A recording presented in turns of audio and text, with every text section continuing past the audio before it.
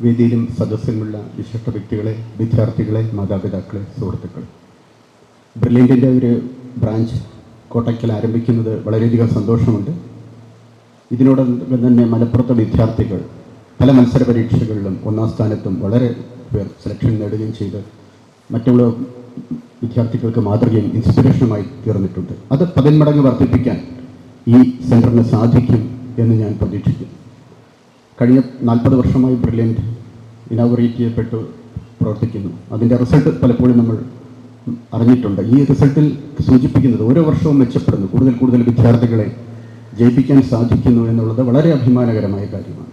നമ്മുടെ ഒട്ടനവധി വിദ്യാർത്ഥികളെ ലോകോത്തര സ്ഥാപനങ്ങളായ IIT-യിലും എയിംസിലും മറ്റ് മെഡിക്കൽ കോളേജുകളിലും എഞ്ചിനീയറിംഗ് കോളേജുകളിലേക്കും എത്തിക്കുന്നതിന് ബ്രില്യൻറ്റിന് സാധിച്ചിട്ടുണ്ട്.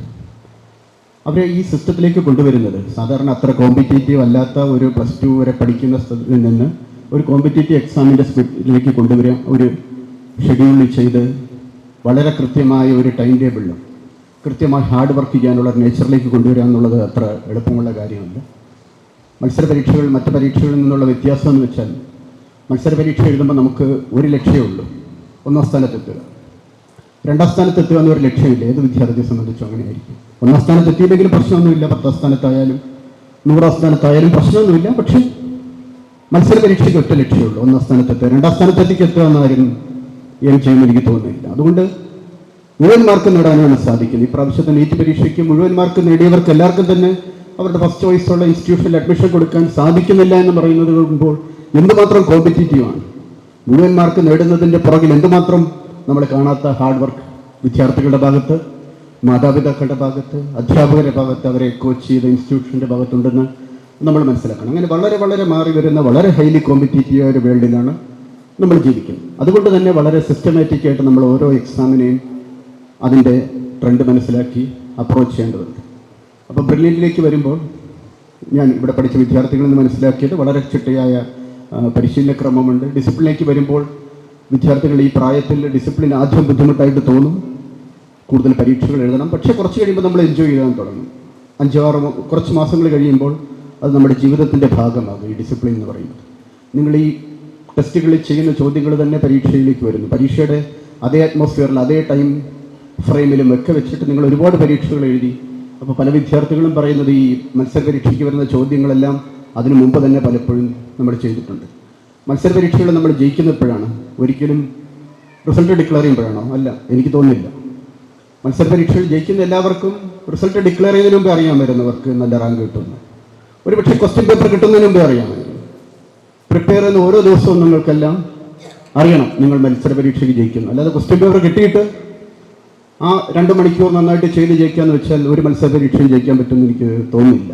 ഓരോ ദിവസമുള്ള നിങ്ങളുടെ അതിനു വേണ്ടിയുള്ള കമ്മിറ്റ്മെൻറ്റും ഫോക്കസ്ഡ് ആയിട്ടുള്ള ഹാർഡ് വർക്കും, ലക്ഷ്യം എത്തിച്ചേരേണ്ട ലക്ഷ്യം എന്തായാലും അതിനെ നയിക്കുന്നത്, നമ്മുടെ ഓരോ ദിവസവും നമ്മളെ ഡ്രൈവ് ചെയ്യുന്നത് ആ ലക്ഷ്യത്തിൽ എത്തിച്ചേരണം. നിങ്ങൾ ഓരോരുത്തരും മനസ്സിൽ വെച്ച ലക്ഷ്യത്തിൽ എത്തിച്ചേരണം. നിങ്ങളെല്ലാവരും ഇവിടെ വന്ന് ജോയിൻ ചെയ്തു തന്നെ കൃത്യമായിട്ട് നിങ്ങളുടെ മനസ്സിൽ ലക്ഷ്യമുള്ളതുകൊണ്ട്, അതുകൊണ്ട് ആ ലക്ഷ്യം നിങ്ങളെ മോട്ടിവേറ്റ് ചെയ്യുമെങ്കിൽ ഓരോ ദിവസം അതിനുവേണ്ടി ഹാർഡ് വർക്ക് ചെയ്യുമെങ്കിൽ, ഹാർഡ് വർക്ക് എന്നുള്ളത് നമ്മൾ പതുക്കെ എൻജോയ് ചെയ്ത് തുടങ്ങും. അത് നമ്മുടെ ജീവിതത്തിൻ്റെ ഭാഗമാകും. ലൈഫ് ലോങ് ലേണിംഗ് നമുക്ക് ഉയർത്തിപ്പിടിക്കേണ്ടതുണ്ട്.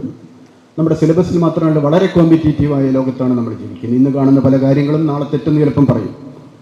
1 വർഷം മുമ്പുള്ള ടെക്സ്റ്റ് നമുക്കിപ്പോൾ റിലേ ചെയ്യാൻ പറ്റാത്ത അത്രയധികം ടെക്നോളജിയിലൊക്കെ അഡ്വാൻസ്മെൻറ്റ് വരുന്ന ഒരു ലോകത്താണ് ജീവിക്കുന്നത്. അപ്പോൾ ഹൈലി കോമ്പറ്റീറ്റീവായ ലോകത്ത് മത്സര പരീക്ഷകൾ മാത്രമല്ല, മത്സര പരീക്ഷകൾ വിജയിച്ചാൽ വീണ്ടും ആ ചേഞ്ചസിനോട് അഡാപ്റ്റ് ചെയ്യാനും അതിനോട് ഇഴുകിച്ചേരാനും ഉള്ള കമ്മിറ്റ്മെൻറ്റോടുകൂടി, അതോടൊപ്പം തന്നെ ബഹുമാനീയരായ MLA-യും മുനവർ തങ്ങളും പറഞ്ഞതുപോലെ കമ്പാഷനും സിമ്പതിക്കും എമ്പതിക്കും ഒക്കെ പ്രാധാന്യമുണ്ട്. അല്ലെങ്കിൽ അതിനാണ് നമ്മൾ മനുഷ്യരെ പല ഇതിലും പോസ്റ്റ് ചെയ്യുന്നത്. അല്ലെങ്കിൽ ആർട്ടിഫിഷ്യൽ ഇൻ്റലിജൻസ് മതിയാകുമായിരുന്നു ഇക്കാര്യങ്ങൾക്ക്.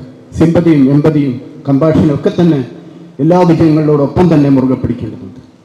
അപ്പോൾ ഇവിടെ വന്നിരിക്കുന്ന എല്ലാ വിദ്യാർത്ഥികൾക്കും അവരാഗ്രഹിക്കുന്ന രീതിയിലുള്ള ഉന്നതമായ വിജയം നേടാൻ സാധിക്കട്ടെ. അതിന് വളരെ ആയാസമില്ലാതെ എൻജോയ് ചെയ്തുകൊണ്ട് അവരുടെ സ്റ്റഡി എന്ന് പറയുന്ന പ്രോസസ്സ്, 1-2 വർഷം നീണ്ടു നിൽക്കുന്ന പ്രോസസ്സ് വളരെ സന്തോഷത്തോടുകൂടി, അതോടൊപ്പം തന്നെ മറ്റ് ആക്ടിവിറ്റീസിനും ചിലവഴിക്കാൻ കൂടി സമയം കണ്ടെത്തിക്കൊണ്ട് എൻജോയബിളായി കൊണ്ടുപോകാൻ സാധിക്കട്ടെ. എല്ലാവിധ വിജയങ്ങളും ഉണ്ടാകട്ടെ. ഇതുപോലെ ഈ ബ്രില്യൻറ്റ് ട്യൂട്ടോറിയലിൽ നിന്ന്, ഈ കോട്ടയ്ക്കൽ ബ്രാഞ്ചിൽ നിന്ന് കൂടുതൽ വിദ്യാർത്ഥികളെ വിജയിപ്പിക്കാനും അഖിലേന്ത്യാ തലത്തിൽ ഉന്നത സ്ഥാനങ്ങൾ നേടി വിജയിപ്പിക്കാനും സാധിക്കട്ടെ എന്ന് ഞാൻ ആശംസിച്ചു.